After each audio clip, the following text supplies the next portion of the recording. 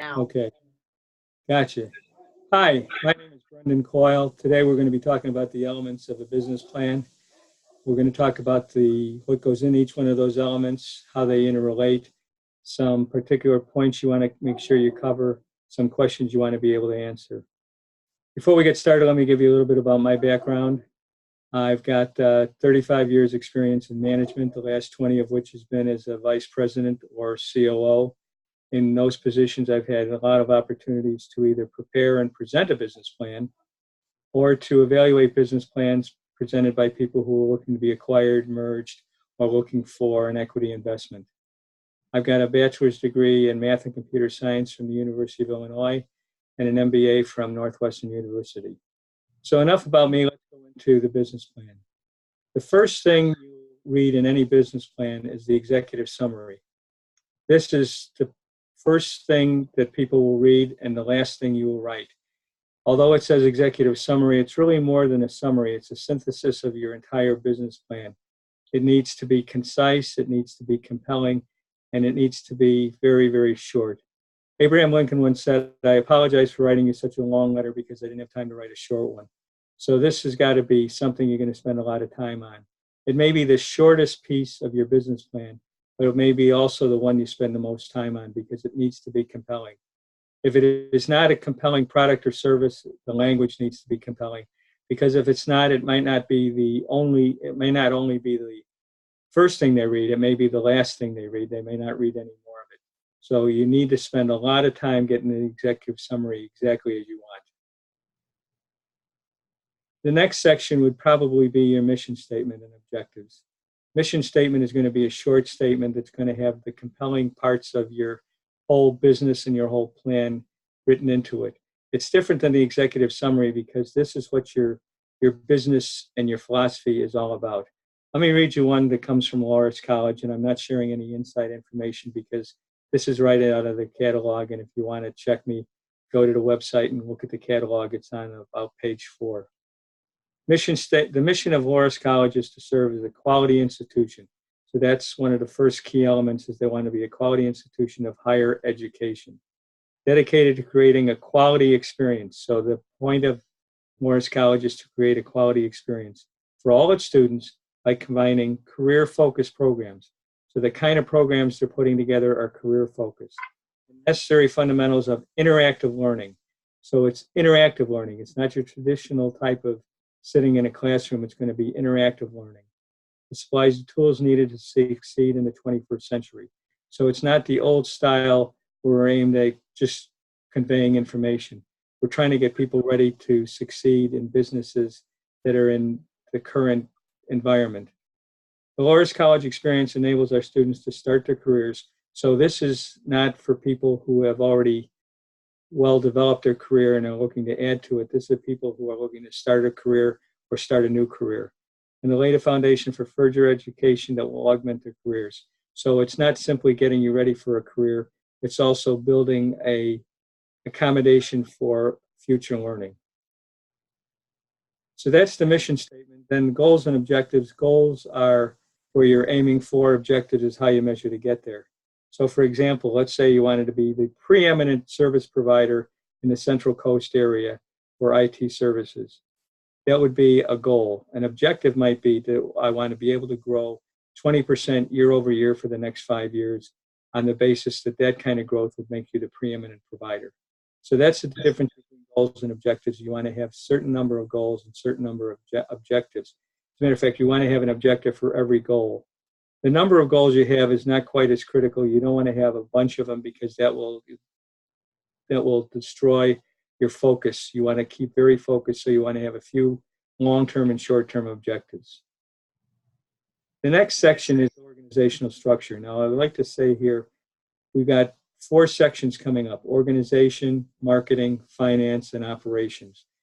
Those are not sections that you work on independently. They are going to interrelate a great deal because your organizational structure is going to affect probably how you do some of your marketing, which is certainly going to affect how you do your finance, and it's going to have an impact on your operations. So they're going to all interrelate. But I'm going to present them in this order, although please remember, you don't have to hold them to this order.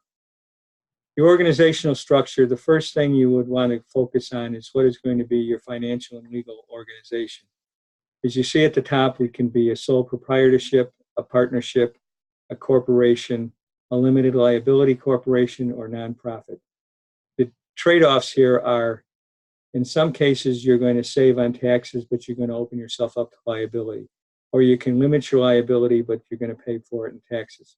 For example, a sole proprietorship, you are the company. So if someone wants to sue the company because of something they don't like, you are personally getting sued. On the other hand, you're only getting taxed on the earnings of your company once.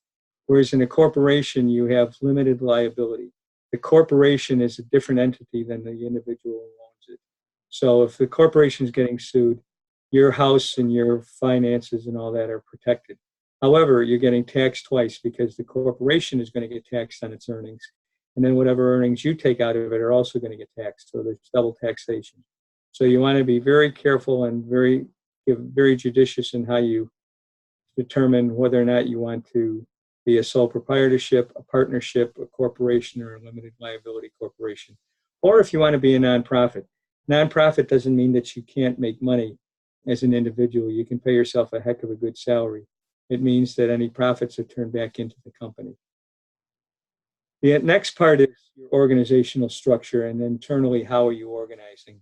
This is going to be all that org chart where you have all the little boxes and people are reporting to people reporting to people. You want to make sure that you've covered every position or every function you have in the company. So you want to have a box for legal, finance, accounting, operations, service, IT, sales, marketing, delivery, quality or quality control, management. So you see there's a lot of functions that you want to be able to put down in your org chart. Now, you don't have to have a different person in each one of those because otherwise you're going to be costing yourself out of existence. So you can have multiple people having multiple responsibilities, but you need to make sure you've covered all the responsibilities. You also want to make sure that you put a name in each box. It can be the same name in several boxes, but you need to have a name in each box. You also want to indicate what their experience and what their capabilities are, because you want to make sure that people understand you've thought through how you're going to get this work done. And it's important that you have people with the capabilities to do the job. The next section we're going to talk about, one last thing I want to mention on organization.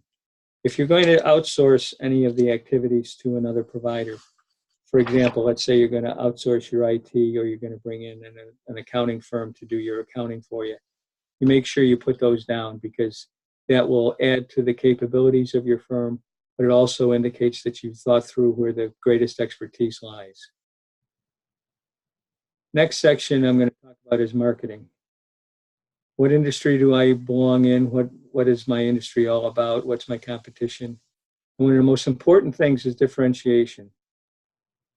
You want to make sure that you've got a product that's got some distinctive advantage. Now, the distinctive advantage can be in a number of different areas. It can be based on price. So I'm either the cheapest or I'm the most expensive, and I'll get into that in a moment. It can be based on quality. It can be based on geography. I'm the only provider in this location, or I'm the only provider with this product at this price. So there's a number of different distinctive advantages you can have, but you must show a distinctive advantage. Otherwise, you're just an also-ran. As you see, 4 Ps, the product, price, place, and promotion. Those are considered the 4 Ps, which, by the way, came out of a marketing professor at Northwestern University. Actually, place is considered the sales function, but they decided to go with 4 Ps because it sounds much better than 3 Ps and an S. So that's the reason they called it place. So your product and services, that's where you have your distinctive advantage. That's the most important part. Place is how am I going to put my product into the marketplace? So that includes my sales. How am I going to sell? Am I going to sell through the internet? Am I going to sell with direct salespeople? Am I going to sell with indirect salespeople? Am I going to sell through partners? How am I going to get the product into the marketplace? And where am I going to sell? Because I may not want to sell all over the world. I may not want to sell all over the country. I may want to just sell in my own local geography. Or maybe I do want to sell all over the country because I'm going to be internet based. So it's important to think through where am I going to sell and how am I going to sell. And they need to match up, because if you're going to sell with local salespeople, then you can't sell all over the country unless you want to differentiate between my global sales and my local sales, because you can put together where I have local salespeople selling locally, and I also have a marketing, I should say, a web presence to sell nationally. Promotion. How am I going to talk to people and get people interested in my product, which is advertising and your marketing plan. You also need to incorporate here, what investment am I going to make in promotion? Because it may take a fair amount of money to put that product out there. You may need to buy advertising on television or radio, or you may want to invest in giving away the product for free for the first 90 days to get people interested. The last thing, and I didn't skip it purposely, I should say I did skip it purposely, was price. Because price is critical. You can set your price based on quality and quantity, or based on cheaper price. You can look at quality as something that you are going to be very short on, and you're going to make your product very cheap, and it's going to compete against everybody else based on price, or you can base it on the highest quality. For example, if you were going to price a Cadillac, you don't want to price it cheap, because that brings down the value in people's minds of the product. You need to price it expensive. So if you're going to be providing based on quality and you're going to have a high quality, you need to make sure you have a high price. A higher price is not always a bad thing. People tend to go for cheaper. Not always. A lot of times, if you price the Cadillac, for example, competitive to a Fusion, people wouldn't buy it because they would think it was not the right kind of quality.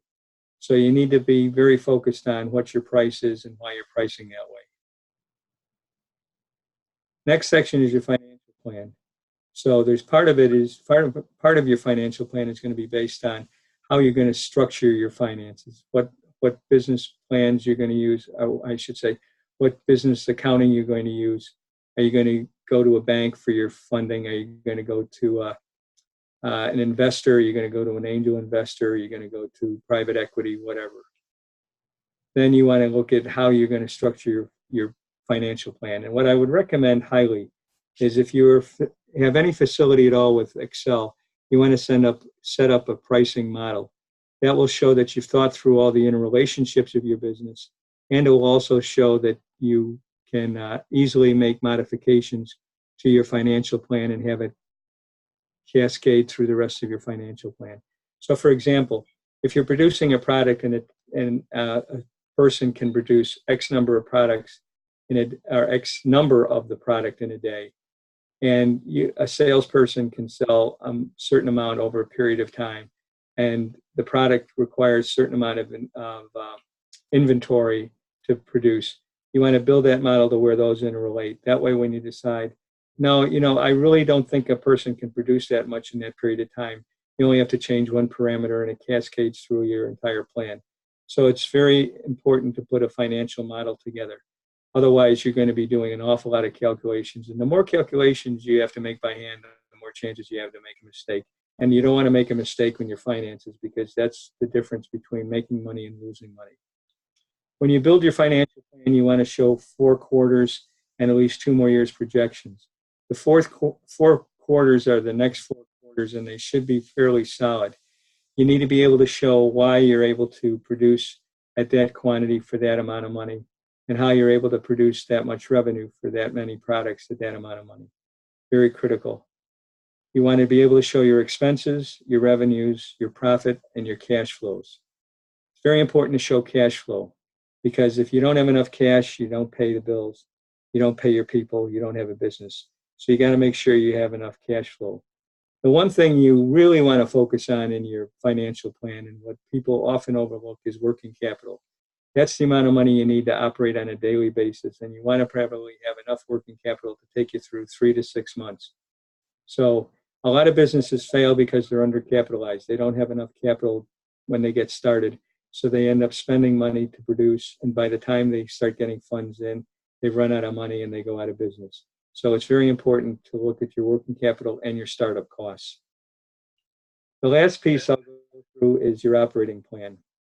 This is how you actually get the business done. So you want to look at how many people of what kind of skills do I need? Where do I need them?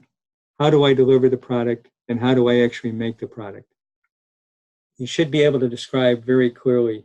This is, if it's a physical product like you're making fasteners, you want to be able to show that I've got enough machines and enough people, and this is how I produce the fasteners. If it's a service product, you want to be able to show that the person delivering the service can deliver this much service at this revenue for this price, for this long, and produce that much in that time frame. So what you need to look at is hiring. How am I going to bring these people in? What methods do I use to produce? What facilities do I need? And facilities is very important, even if you don't have a lot of facilities, even if you're not making a physical product. You need to be concerned about facilities because you got to house your administration. And if you're delivering services, you may want to have people come into the office and be able to do that, do their administrative work there. So how are you going to be able to produce and provide facilities for people? If you're doing software development, you need to be able to show probably a project plan that shows you can deliver the product, the software product in this time frame, that you've got enough people and you've got the right kind of people. So a project plan would be very important. You want to show that I can do it in a time frame, and you also want to look at the environment. Is it a regulatory environment or is it a regulatory issue that you may have with your product? For example, if you are producing chemicals, you need to make sure you can show how you're going to dispose of the chemicals in a proper way. That's the elements of a business plan. There's a lot of other information that you can find if you look on the internet. There's a lot of other aspects of the business plan that you can get into detail. There's what you should be able to do when you finish your business plan is be able to answer any question that anybody could put about your business. You don't have to put all the details in your business plan, but the more details you have, the better. And the more it proves that you've thought through how this is going to work. Because when you go for funding, if you're going for funding from an investor, whether it's a bank or an equity investor, they're going to ask lots of questions if they get past your executive summary. If they don't get past your executive summary, there's nothing to worry about because they're not going to invest in your business. So you want to, as I said before, you want to invest in your executive summary as much possible time as you can. And I'll finish with this. Your executive summary could be like your elevator pitch. Imagine you are going to be going to somebody for funding for your business, whether it's an equity investor or a bank. And you happen to get on the elevator and it's the person you're going to be talking to. You've got 1 minute to 5 minutes to be able to sell them on your concept. So your executive summary should be on that order where you can speak it. And if I was reading it, I could read it in 5 minutes and know what your business is about. So that's what the elements of a business plan are. If you have any questions, you can get to Sue Anderson, who put this presentation together and set this presentation up. And she will make sure they get them to me, and I will get back to you as best I can, as quickly as I can. Thank you, and I appreciate your time today.